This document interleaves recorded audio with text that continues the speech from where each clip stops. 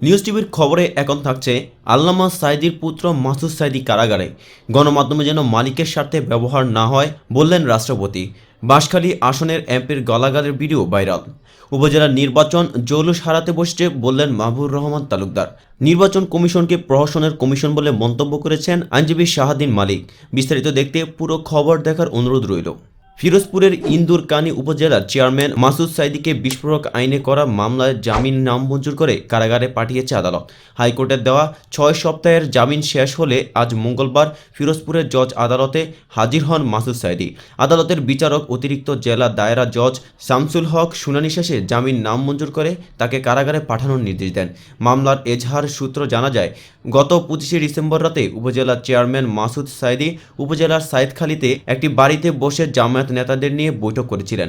গোপন সংবাদের ভিত্তিতে পুলিশ অভিযান চালিয়ে ওই বাড়ি থেকে 5টি পেট্রোল বোমা ও কয়েকটি ককটেল সহ 2 জামায়াত কর্মীকে আটক করে। কিন্তু পুলিশের উপস্থিতি টের পেয়ে মাসুদ সাঈদী পালিয়ে যান বলে মামলার বাদী এজাহাররা উল্লেখ করেন।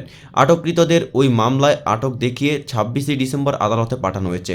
এই ঘটনায় গত 2018 সালের 26শে ডিসেম্বর ইন্দুরকানী থানার এসআই ওহিদুজ্জামান বাদী হয়ে বিস্ফোরক আইনের ইন্দুরকানী উপজেলা চেয়ারম্যান মাসুদ সাঈদী, জামায়াত সমর্থক হাফেজ মোহাম্মদ জাকির হোসেন ও ওবায়দুল্লাহকে জ্ঞাত আসামি এবং 12 জনকে অজ্ঞাত আসামি করে এ মামলা দায়ের করে। মাসুদ সাঈদী 2014 সালে উপজেলা পরিষদ নির্বাচনের ইন্দুরকানী উপজেলার চেয়ারম্যান নির্বাচিত হন। নির্বাচিত হওয়ার পর এটাই তার বিরুদ্ধে প্রথম মামলা। উল্লেখ্য, মাসুদ সাঈদী আন্তর্জাতিক খ্যাতিসম্পন্ন আল্লামা কারাবন্দী মাওলানা দেলোয়ার হোসেন সাঈদীর ছেলে। এদিকে উপজেলা নির্বাচন জৌলুসুর হারাতে বসছে এমনই বলে মন্তব্য করেছেন মাহবুব তালুকদার। 5ম উপজেলা পরিষদ নির্বাচনের ফলাফল নিয়ে আগাম ধারণা নিয়েছেন নির্বাচন কমিশনার মাহবুব তালুকদার। তিনি বলছেন, চেয়ারম্যান পদে দলীয় মনোনয়নপ্রাপ্ত প্রায় প্রত্যেকেই নির্বাচিত হবেন। আজ সকালে রাজধানীর আগারগাঁওয়ে নির্বাচন ভবনে উপজেলা পরিষদ নির্বাচনে 3য় পর্যায়ের নিয়োগ করা সহকারী রিটার্নিং কর্মকর্তাদের উদ্দেশ্যে তিনি এসব কথা বলেন। মাহবুব তালুকদার বলেন, এবার উপজেলা পরিষদ নির্বাচনে প্রধান বিরোধী দল অংশগ্রহণ করছে না, এতে নির্বাচন জৌলুস হারাতে বসেছে। উপজেলা নির্বাচন সার্বিকভাবে অংশগ্রহণমূলক হচ্ছে না, এই সত্যকে মেনে নিয়ে নির্বাচন করতে হবে। ধারণা করা যায় চেয়ারম্যান পদে দলীয় মনোনয়নপ্রাপ্ত প্রায় প্রত্যেকেই নির্বাচিত হবেন এবং ওই পদে কোনো প্রতিদ্বন্দ্বিতা হবে না, এটাই বাস্তবতা। তিনি আরও বলেন, নির্বাচন অংশগ্রহণমূলক না হলে বিশ্বাসযোগ্য ও গ্রহণযোগ্য শব্দ দুটির উজ্জ্বলতা থাকে না। এরপর আনুষ্ঠানিকতার কারণে নির্বাচন করে যেতে হয়। আমি মনে করি পরিস্থিতি যাই হোক না কেন, নির্বাচনের মৌলিক কাঠামো যাতে ক্ষতিগ্রস্ত না হয় সেদিকে সতর্ক থাকতে হবে। জাতীয় পর্যায়ের মতো স্থানীয় পর্যায়েও গণতন্ত্র একটি সুনির্দিষ্ট অবকাঠামোর উপর প্রতিষ্ঠিত, কিন্তু বিশেষ কোনো আদেশ নির্দেশ যদি সেই অবকাঠামো ক্ষতিগ্রস্ত হয় তাহলে নির্বাচিত জনপ্রতিনিধিরা অজ্ঞাবহ হয়ে পড়েন বলেও মন্তব্য করেন মাহবুব তালুকদার।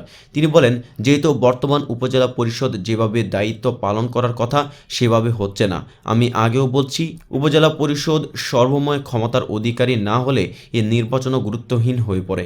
নির্বাচনে যারা ভোটার, বিশেষত উপজেলা নির্বাচনে যারা ভোটার, তাদের অবস্থা সবচেয়ে নাজুক বলেও দাবি করেন এই কমিশনার। তিনি বলেন, নির্বাচনের সুষ্ঠু পরিবেশ নিশ্চিত না হলে এবং কার্যত ভোটারদের নিরাপত্তা বিধান করা না গেলে তারা ভোট কেন্দ্রে আসতে উৎসাহিত হবেন না। মাহবুব তালুকদার বলেন, এবার নির্বাচনের ব্যবহারিক দিক নিয়ে কথা বলতে চাই, তবে এই ব্যবহারিক বিষয়ের কথা অনেকটাই চর্বিত চর্বণ মনে হতে পারে। এ ধরনের কর্মশালায় আমরা সাধারণত যে কথাগুলো বলে থাকি তা হলো নির্বাচন আইনানুগ হতে হবে, ভোটাররা যাতে নির্বিঘ্নে ভোট দিতে পারে তা নিশ্চিত করতে হবে। রিটার্নিং ও সহকারী রিটার্নিং কর্মকর্তাদের দায়িত্ব পালনের কোনো শিথিলতা সহ করা হবে না। আমরা প্রশ্নবিদ্ধ কোনো নির্বাচন করতে চাই না। নির্বাচনে নিয়োজিত বিভিন্ন বাহিনীর সঙ্গে সমন্বয় করে দায়িত্ব পালন করতে হবে। মোটামুটি এসব কথাই ঘুরে ফিরে বলে থাকি, তবুও কথাগুলো পুনরাবৃত্তি করতে হয়। এদিকে বাঁশখালী আসনের এমপির গালাগালের ভিডিও ভাইরাল হয়েছে। চট্টগ্রামের বাঁশখালী আসনের আওয়ামী লীগের এমপি মোস্তাফিজুর রহমান চৌধুরীর গালাগালের একটি ভিডিও সামাজিক যোগাযোগ মাধ্যম ফেসবুকে ভাইরাল হয়েছে। অভিযোগ পাওয়া গেছে, ওই ভিডিওতে আওয়ামী লীগের সাধারণ সম্পাদক এবং সড়ক পরিবহন ও সেতুমন্ত্রী ওবায়দুল কাদেরকে গালাগাল করছেন ওই এমপি। ওই ভিডিও কবে এবং কোথায় ধারণ করা হয়েছে তা নিশ্চিত হওয়া যায়নি। ভিডিওতে দেখা যায় সংসদ মোস্তাফিজুর একটি গাড়ির সামনের আসনেও রয়েছেন। ভিডিওতে এমপির মাথা ও পিঠ দেখা গেছে। ওই সময় মোস্তাফিজুর কিছু আপত্তিকর শব্দ ব্যবহার করে কথা বলছেন। এ বিষয়ে জানতে মোস্তাফিজুর রহমান চৌধুরীর সঙ্গে একাধিকবার যোগাযোগের চেষ্টা করেও তার বক্তব্য পাওয়া যায়নি। তবে ওই এমপির ব্যক্তিগত সহকারী AKM মোস্তাফিজুর রহমান বলেন, প্রযুক্তির সহায়তা নিয়ে কণ্ঠ পরিবর্তন করে স্যারের মানহানি করতে কেউ অনলাইনে ভিডিওটি ছেড়েছে। দলের বিরুদ্ধে স্যার কোনো সময় কোথাও বক্তব্য দেননি। তিনি বলেন, তারাই এই কাজটি করেছেন যারা স্যারের ভালো চান না। কারা ভিডিওটি অনলাইনে আপলোড করেছে তা জানার চেষ্টা চলছে। অল্প সময়ের মধ্যে এ বিষয়ে তথ্য প্রযুক্তি আইনের মামলা দায়ের করা হবে। এ বিষয়ে আওয়ামী লীগের সাধারণ সম্পাদক ওবায়দুল কাদেরের বক্তব্য পাওয়া যায়নি। তবে সড়ক পরিবহন ও সেতু মন্ত্রণালয়ের তথ্য কর্মকর্তা আবু নাসের ভিডিওটি দেখেছেন বলে জানান। গতকাল সন্ধ্যায় তিনি বলেন, স্যার দেখেছেন কিনা আমি জানি না। এদিকে নির্বাচন কমিশনকে প্রহসনের কমিশন বলে মন্তব্য করেছেন আইনজীবী শাহাদিন মালিক। তিনি বলেন, আমাদের নাগরিকদের এই নির্বাচন কমিশনের উপর আস্থা সম্পূর্ণ চলে গেছে। এটাকে আমরা প্রহসনের কমিশন বলতে পারি। গত সোমবার বিকেলে রাজধানীর জাতীয় প্রেস ক্লাবে এক আলোচনা সভায় শাহাদিন মালিক এই কথা বলেন। একাদশ সংসদ নির্বাচন পরবর্তী করণীয় শীর্ষক এই আলোচনার আয়োজন করে মৌলিক অধিকার সুরক্ষা কমিটি। শাহাদিন মালিক বলেন, তথাকথিত কমিশন যে নির্বাচনের আয়োজন করবে এটা আর কোনো অর্থেই গ্রহণযোগ্য নির্বাচন হবে না, হতেও পারে না। তাদের গত 2 বছরের কর্মকাণ্ডে আমাদের স্থির বিশ্বাস জন্মেছে তারা একটি প্রহসনের কমিশন। তারা ভালো কথা বলেই যাবে যে এত ভালো নির্বাচন দেশে আগে কখনোই হয়নি, কখনো হবেও না।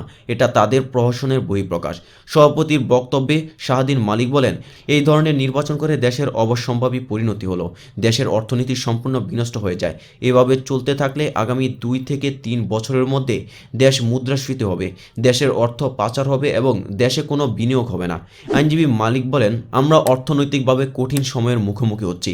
এর থেকে বের হওয়ার প্রধান উপায় একটাই, অর্থপূর্ণ নির্বাচন করতে হবে। তার জন্য রকেট উত্থাপন করতে হবে না, এটা জানা আছে। আলাপ আলোচনা করে একটা অর্থবহ নির্বাচন ব্যবস্থা করতে হবে। সুষ্ঠু নির্বাচনের কোনো উদাহরণ বাংলাদেশে নেই মন্তব্য করে জাহাঙ্গীরনগর বিশ্ববিদ্যালয়ের অধ্যাপক আনু মোহাম্মদ বলেন, নির্বাচন বাংলাদেশে কখনোই সুষ্ঠু নিরপেক্ষ হয়নি। সরকারি দলের অধীনে একটা কর্তৃত্বের নির্বাচনের ধরন আমরা দেখি। 1988 সালে, 1996 সালে, 2014 সালে আমরা ভোটারহীন নির্বাচন দেখেছি। কিন্তু 2018 সালে যে নির্বাচন হয়েছে তা সব দিক থেকে সকল রেকর্ড অতিক্রম করেছে। মত প্রকাশের স্বাধীনতা প্রসঙ্গে আলোকচিত্র শহীদুল আলম বলেন, অনেকে আমাকে জিজ্ঞাসা করে কারাগার থেকে মুক্তি পেয়ে কেমন লাগছে। তখন প্রথমেই মনে হয় এটা মুক্তি না। যে দেশে স্বাধীনভাবে কথা বলার অধিকার থাকে না সেটা মুক্তি না। আমি না হয় হাজত থেকে বের হয়েছি, কিন্তু আমরা কেউ মুক্ত না। শহীদুল আলম আরও বলেন, আমি একজন স্বাধীন দেশের স্বাধীন নাগরিক। আমার সংবিধান আমাকে যে অধিকার দেয় তা প্রত্যেকের অধিকার। তা বহন করে আমার যা দরকার, যেভাবে দরকার তা আমি করব। তাতে যদি আর কারো সমস্যা থাকে সেটা সে বুঝুক, সেটা নিয়ে আমার কেন ভয় থাকতে হবে। আলোচনায় মূল প্রবন্ধ উপস্থাপন করেন ঢাকা বিশ্ববিদ্যালয়ের অধ্যাপক আসিফ নজরুল। লিখিত বক্তব্যে মৌলিক অধিকার সুরক্ষা কমিটির পক্ষ থেকে তিনি বলেন, একাদশ জাতীয় সংসদ নির্বাচনে যেভাবে গোটা নির্বাচন ব্যবস্থাকে কুলুষিত করা হয়েছে এবং মানুষের ভোটাধিকার হরণ করা হয়েছে, তাতে মানুষের মনে এখনও গভীর ক্ষত, হতাশা ও ক্ষোভ বিরাজ করছে। নির্বাচনকালে দেশের গণমাধ্যম অনেক ক্ষেত্রেই স্বাধীনভাবে প্রতিবেদন প্রকাশ করতে না পারলেও নির্বাচনী কারচুপি নিয়ে বিদেশের অনেক শীর্ষস্থানীয় গণমাধ্যমে গুরুতর প্রশ্ন তোলা হয়েছে। আলোচনা সঞ্চালনা করেন নারী পক্ষের সভানেত্রী শিরিন হক। আরও বক্তব্য দেন মানবাধিকার কর্মী হামিদা হোসেন, ঢাকা বিশ্ববিদ্যালয়ের আন্তর্জাতিক সম্পর্ক বিভাগের অধ্যাপক CR আবরার, নাগরিক উদ্যোগের প্রধান নির্বাহী জাকির হোসেন, আইনজীবী হাসনাত কাইয়ুম প্রমুখ। বিভিন্ন ব্যবসায়ী গোষ্ঠীর মালিকানায় থাকা গণমাধ্যম প্রতিষ্ঠানগুলোকে যাতে মালিকের স্বার্থে ব্যবহার করা না হয় তা নিশ্চিত করতে বলছেন রাষ্ট্রপতি মোহাম্মদ আব্দুল হামিদ। তিনি বলছেন, দেশের বড় বড় ব্যবসায়ী গ্রুপ এখন অনেক গণমাধ্যম প্রতিষ্ঠানের মালিক। এটা নিঃসন্দেহে গণমাধ্যমের বিকাশে গুরুত্বপূর্ণ অবদান রাখছে। বেসরকারি খাতের এই উদ্যোগকে আমি স্বাগত জানাই।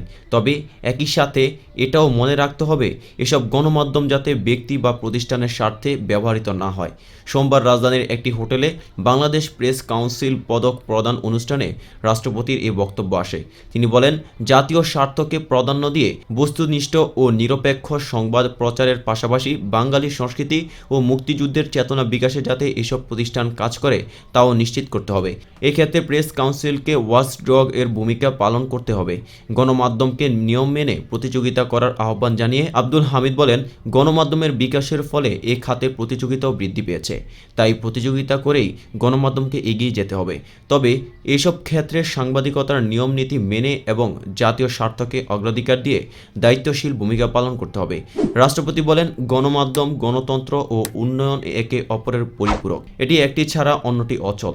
গণতন্ত্রকে প্রাতিষ্ঠানিক রূপ দিতে পারে সংবাদ মাধ্যম, তবে তা হতে হবে নিয়ম নীতি ও শৃঙ্খলার মাধ্যমে। মিথ্যা, উস্কানিমূলক বা হলুদ সাংবাদিকতা কখনোই গণতন্ত্রের বন্ধু হতে পারে না।